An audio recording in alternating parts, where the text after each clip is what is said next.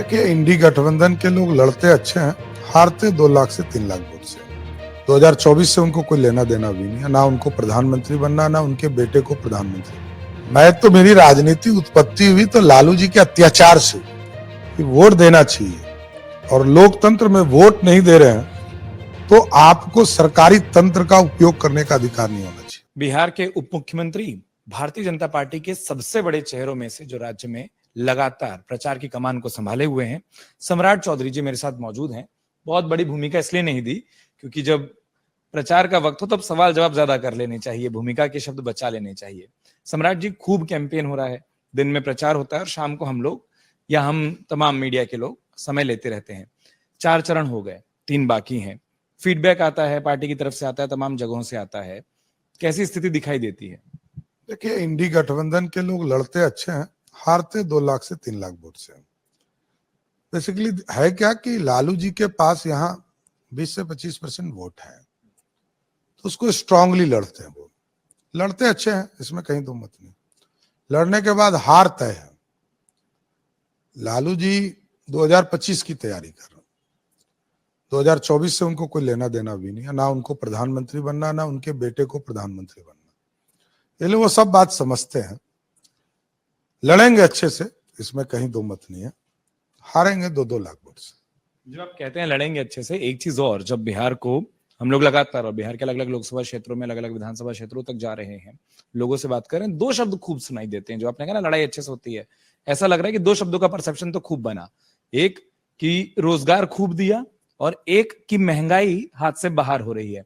दोनों ही चीजों पर जब आप भी रैलियों में, और कई सारे जवाब आपने दिए हैं, पब्लिक फोरम पे हैं, लेकिन मैं चाहूंगा इन 2 चीजों पर जो विपक्ष की ओर से खूब रखी जाती है, उस पर क्या जवाब होता है, गठबंधन का या बीजेपी का? एकदम स्पष्ट है। 1990 से लेकर 2005 तक आदरणीय लालू जी और उनकी पत्नी राबड़ी देवी जी बिहार की मुख्यमंत्री रही। 1 लाख लोगों को भी बिहार में नौकरी नहीं मिला। नीतीश जी और एनडीए की सरकार 2005 में बनी और 5 से लेकर 20 तक लगभग 7.5 लाख लोगों को नौकरी दी और 20 से अभी 2025 तक का कमिटमेंट है कि हम 10 लाख सरकारी नौकरी देंगे और ये हमने जो कमिटमेंट किया उसको पूरा कर रहे हैं। अब है क्या कि किसी को संविधान का ज्ञान नहीं है। हम मुख्यमंत्री के सलाहकार होते हैं, मुख्यमंत्री के निर्णय के साथ खड़े होते हैं। जिसके पास 5-5 विभाग हो उनको बताना पड़ेगा ना कि हमने क्या किया, हमारे डिपार्टमेंट से क्या निकले। जो 2021 में हम लोगों ने 1,73,000 शिक्षकों की बहाली निकाली, बेचारा उसी को क्रेडिट लेना चाहते हैं। जनता सब समझती है, बिहार की जनता एक एक चीजों को समझ रही है कि जो परिवार जमीन लेकर नौकरी देने का काम बिहार में करती है वो मुफ्त में कुछ नहीं दे सकती है, टिकट भी बेचती ही है, या तो अपने परिवार को देगी या बेचेगी। तो बिहार की जनता सब समझती है। और आज मोदी जी ने जितने काम किए, 80 करोड़ लोगों को सीधा मुफ्त अनाज, जिसमें से लगभग 9.5 करोड़ बिहारी को सीधा मुफ्त अनाज मिलता। 9 करोड़ वोट मिल जाए तो एक का जमानत भी नहीं बचेगा। तो मैंने ये कहा कि बिहार के लिए मोदी जी लगातार काम करें। इंफ्रास्ट्रक्चर का मामला हो, रोड डेवलपमेंट्स का काम हो, अटल जी की सरकार हो या मोदी जी की सरकार हो, विशेष पैकेज देने का काम बिहार को किया गया।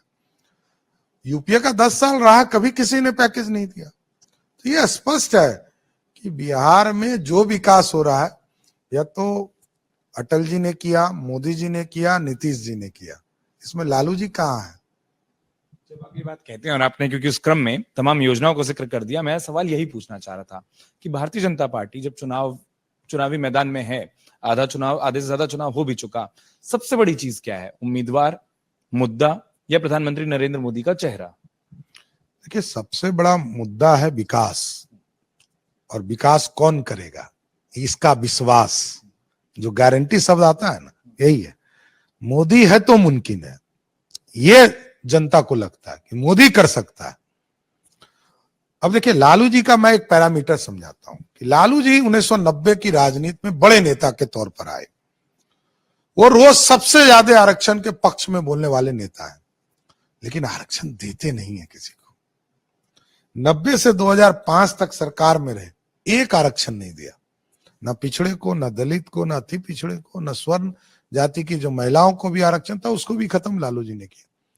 लेकिन वो क्रेडिट क्या लेंगे कि मंडल कमीशन बीपी सिंह ने लाया, मैंने करवाया। अरे आप कौन हो? Who are you?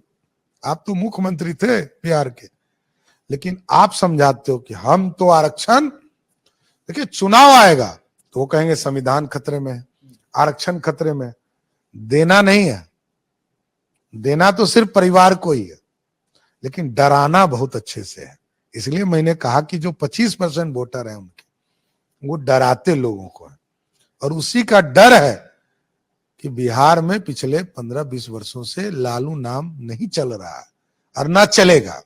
जिस तर्ज में आपने भी कहा ना, उसी तर्ज से एक संवाद और याद आता है जो मंचों से होता है। तेजस्वी यादव वो भी यही कहते हैं कि नौकरियां मैंने दी, जैसे भी आपने कहा ना कि वो आरक्षण मैंने दिया, या वो बात कही, क्या उस पर भी आपको यही समीकरण फिट बैठता है कि वो एकदम, क्योंकि हल्ला करके बोलते हैं ना, वो जो 25% वोटर रोज कहता है लालू जी ने नौकरी दिया, तेजस्वी ने नौकरी दिया कुछ नहीं बच्चे ने।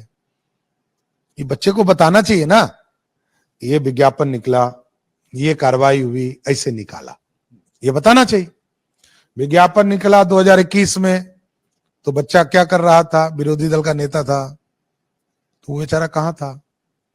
कानून बना कि बीपीएससी से हम करेंगे, तो 2022 के जनवरी में सरकार में कौन था? बीजेपी। जातीय जनगणना किसने कराया? सरकार में कौन थी? बीजेपी।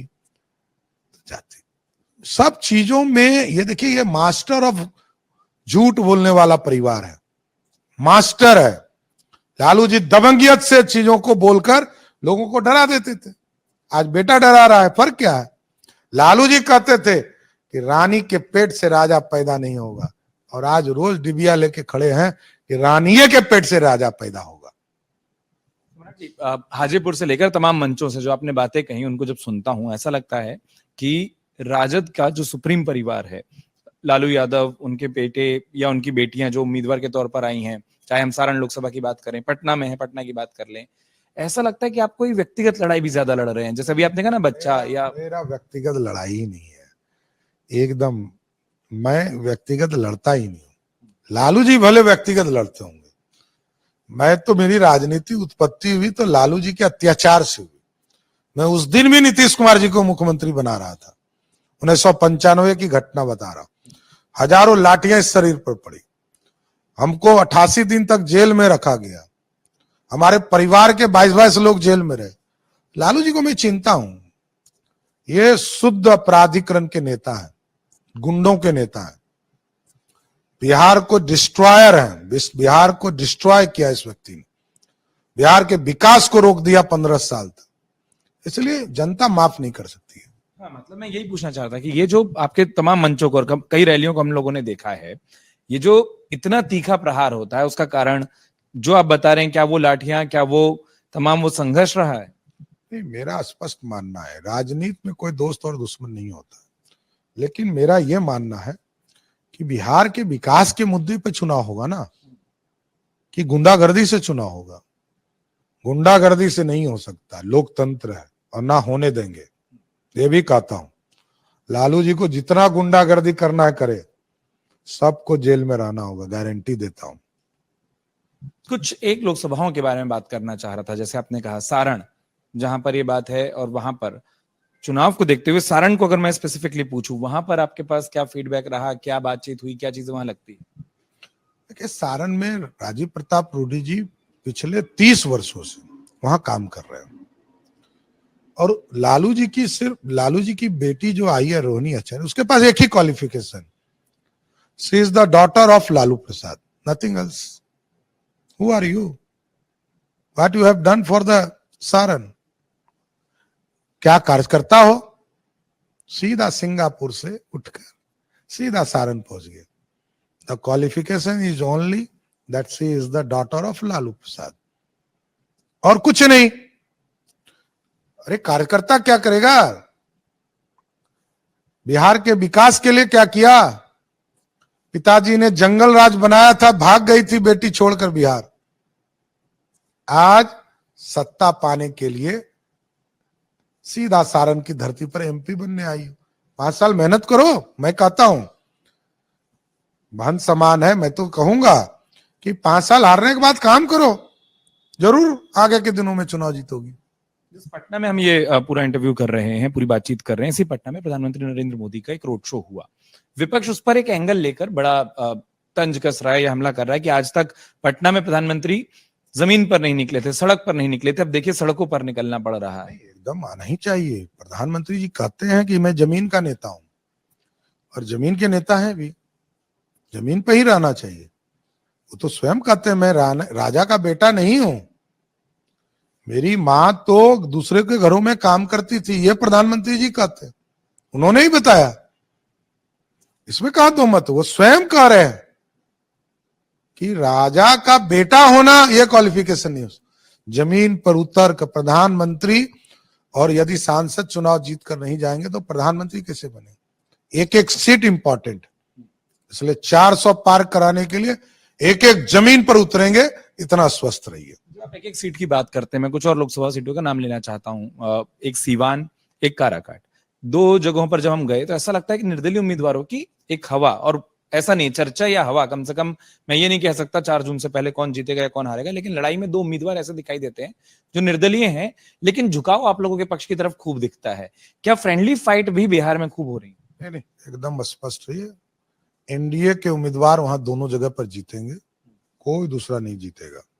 आप 4 जून का रिजल्ट देखिएगा, दोनों जगह, एक जगह तीर छाप जीतेगा सिवान में, और दूसरे साइड सिलेंडर छाप उपेंद्र कुशवाहा जीते। कहीं कुछ नहीं, कोई लड़ाई नहीं है, ये सब कंफ्यूजन है, कोई राजनीति में कोई मायने नहीं रखता है। जो आप कह रहे हैं कंफ्यूजन है, दिल्ली की तस्वीर मुझे याद आती है। केंद्रीय चुनाव समिति की जब बैठक हुई, आप बिहार की तरफ से आप भी वहां मौजूद थे, लिस्ट, नाम, तमाम चीजें चल रही थी।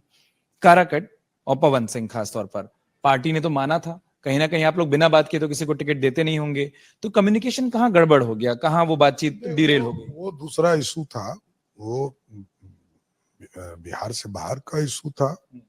आसनसोल से उनको टिकट दिया था, पार्टी ने वापस भी लिया, उन्होंने ही वापस किया। ठीक है, आगे वार्ता भी चल रही है, देखते हैं क्या हो सकता है। स्वाभाविक है, हमारे पार्टी से जुड़े हुए हैं तो हम जरूर वार्ता करेंगे। मैं यही जानना चाहता कि जब वैसा व्यक्ति निर्दलीय हो जाता है, इसलिए मैंने वो शब्द बोला फ्रेंडली फाइट वाला, कि क्या वैसी परिस्थिति बनती है? नहीं, कोई फ्रेंडली फाइट नहीं, सिर्फ और सिर्फ उपेंद्र कुशवाहा वहां होंगे। अब मैं पूरे बिहार की बात कर लेता हूं। सबसे बड़ी चीजें आपको क्या लगती है कि जनता किस मुद्दे पर आपके हिसाब से वोट करने आगे निकल रही है, जा रही है? आपको क्या लगता है सबसे बड़ी चीज जो आकर्षित कर रही है? प्रधानमंत्री नरेंद्र मोदी के चेहरे और गारंटी की बात आपने करी, इसके बाद क्या कारक है? नहीं, एकदम सही कहा आपने, कमिटमेंट्स। देखिए 1950s में यदि कोई पार्टी ये कहता हो कि ये हम बदलाव करेंगे, 70 वर्ष तक इंतजार करके उसको बदलाव करता हो। राम मंदिर 40 वर्षों से भाजपा ने टेक ओवर किया, हम बनाए, हम कमिटेड लोग हैं, हम बदलते नहीं हैं। गरीब कल्याण का काम, चाहे वो घर हो, पानी हो, बिजली हो, शौचालय हो, खाने का व्यवस्था हो, गैस कनेक्शन हो, लोगों के इलाज की चिंता करता हो, उसके रोजगार की चिंता करता हो। लगभग 6 करोड़ 70 लाख लोगों का ईपीएफ कट रहा हो इस देश में, नया 2014 के बाद। रोजगार भी हमने बढ़ाया, हम कुटीर उद्योग बढ़ा रहे हैं, हम बिहार जैसे स्टेट में इथेनॉल प्लांट्स लगा रहे हैं, हमारे 14 में से 9 इथेनॉल प्लांट चालू हो गए। तो हम चीजों को बढ़ा रहे हैं, ये हम कर रहे हैं। तो एक तरफ गारंटी कि जो विकास देगा, रोजगार देगा, खाने की व्यवस्था करेगा, एक तरफ वैसे लोग जिसके पॉकेट दिखते हों, लुटेरे हों, शराब पी जाते हों, खाना खा जाते हों, कपड़े खा जाते हों, वैसी सरकारें हैं कि चेहरे हैं। तो किसको वोट करेगा? जनता को तय करना है। जनता तय की 2 बार, मोदी जी की सरकार हुई। आज भी मोदी जी का कोई पॉकेट नहीं, कोई परिवार नहीं, कोई अपराध नहीं। एक ही अपराध है, भ्रष्टाचारियों को जेल भेज रहे हैं, इसकी गारंटी है। जैसे आप गारंटी की बात करते हैं, आखिरी 2 सवाल ले रहा हूं मैं आपसे। एक, कांग्रेस ने आज कहा, वहां उनके जो राष्ट्रीय अध्यक्ष मल्लिकार्जुन खड़गे वो बोले कि हम 5 के बजाय 10 किलो अनाज देने लगेंगे। कांग्रेस ने यह भी कहा कि सरकार बनते ही पहले ही जो कलम से चीज साइन होगी वो 30 लाख नौकरियों की होगी। यहाँ राजद 1 करोड़ की बात करता है, तो दावे आपको विपक्ष के भी खूब सुनाई देते होंगे। और ऐसा नहीं आप विपक्ष को नहीं सुनते, आप खूब स्टडी करते हैं, हमने आपके भाषण देखे हैं। देखिए एक चीज समझिए, वैसी पार्टी 1 करोड़ का रोजगार दे रही है, जिस पार्टी का खाता नहीं खुल रहा है, ना पिछले बार था ना इस बार खुलेगा, तो बोलने के लिए कुछ भी कह सकते हैं, उसमें क्या दिक्कत है। देखिए समाज को वैसा कमिटमेंट अच्छा लगता है जो पूरे हो, या कमिटेड लगता हो कि ये परिवार करेगा। आपके परिवार को तो 15 साल मौका दिया, आप कितना मौका चाहिए। आप भी 2 बार डिप्टी सीएम रह लिए, 3 साल, लगभग 3 साढ़े 3 साल आप डिप्टी सीएम रह लिए। तो करिश्मा करना पड़ता है, बोलना नहीं पड़ता है। सिर्फ बोलने से यदि राजनीति होती तब तो आपके पिताजी ने तो 15 साल बोल के राज कर ही लिया। कुछ कैंपेन खासतौर पर जैसा मैंने कहा ना, जहां आपने रैलियां की वहां पर हम गए, लोगों से बात की, दूर से रैलियों को देखा, आपके मंचों से भाषणों को देखा, जानबूझ के मंच के पास नहीं गए। उसके बाद जब कार्यकर्ताओं से या लोगों से बात होती है तो बोलते हैं कि सम्राट चौधरी जब बोलते हैं तो हमको लगता है कि ठीक है, अभी 2024 में एक छवि हमको दिखाई दे रही है, कहां वोट करना है वो पता है, हम 2025 के लिए एक नेता देख रहे हैं। क्या वो जो उत्साह है, वो जो बातें हैं, क्या सम्राट चौधरी, और लोग ये कहेंगे देखिए सुबह से बोलना शुरू करते हैं, तीखे होते हैं, हल्का भी नहीं बोलते हैं, इशारा भी नहीं करते हैं, साफ बोलते हैं, उंगली दिखाकर बोलते हैं, नहीं हिचकते हैं, तो 2025 का नेता भारतीय जनता पार्टी की ओर से तैयार हो रहा है। नहीं, मैं तो एक छोटा सा कार्य करता हूँ। भाजपा ने बहुत सम्मान दिया, नो डाउट, इससे मैं कभी जीवन में डिफर नहीं कर सकता। भारतीय जनता पार्टी ने बहुत सम्मान दिया है, पार्टी के लिए काम करने का मौका है, और मोदी जी और अमित शाह जैसे एक मजबूत नेतृत्व मिले हैं, स्वाभाविक है पार्टी को और ऊंचाई तक ले जाने का प्रयास करूंगा। बहुत शुक्रिया इस तमाम व्यस्तताओं के बीच में सम्राट जी अपना वक्त देने के लिए। एक छोटी सी अपील के साथ मैं इस पूरी चर्चा को विराम देना चाहता हूं। वो अपील यही कि बिहार ने 4 चरणों का मतदान कर दी, अपने हिस्से का 3 चरण बाकी हैं। कुछ चरणों में हमने देखा कि मतदान कम रहा, तो कम से कम अगले 3 चरणों में वो प्रतिशत बढ़े, लोग और बाहर निकले। इस अपील के साथ कुछ चर्चा एकदम जरूर आपके माध्यम से जरूर आग्रह करूंगा सभी लोगों से कि वोट देना चाहिए, और लोकतंत्र में वोट नहीं दे रहे हैं तो आपको सरकारी तंत्र का उपयोग करने का अधिकार नहीं होना चाहिए। मेरा अपना मानना है कि आप जनता का कल्याण कर रहे हैं और अच्छी सरकार नहीं चुनेंगे, कैसी सुविधा आपको मिलेगा। सुविधा अच्छी चाहिए, राज्य अच्छा बने, राष्ट्र आपका अच्छा बने, इसके लिए अच्छे लोगों को चुनना भी आपकी जरूरत है। बहुत बहुत शुक्रिया। मतलब विपक्ष के तमाम आरोपों से लेकर अपने उम्मीदवारों, अपने चेहरों और अपने प्रचार के तरीकों और मुद्दों तक पर, हर चीज पर विभाग से अपनी राय रखने के लिए, अपना वक्त देने के लिए एक बार फिर से सम्राट चौधरी आपका बहुत बहुत शुक्रिया, बहुत बहुत धन्यवाद। अगर आप ये वीडियो YouTube पर देख रहे हैं तो हमारे चैनल को सब्सक्राइब करें और बेल आइकन को दबाना ना भूलें। अगर आप Facebook पर ये वीडियो देख रहे हैं तो हमारे पेज को लाइक करें।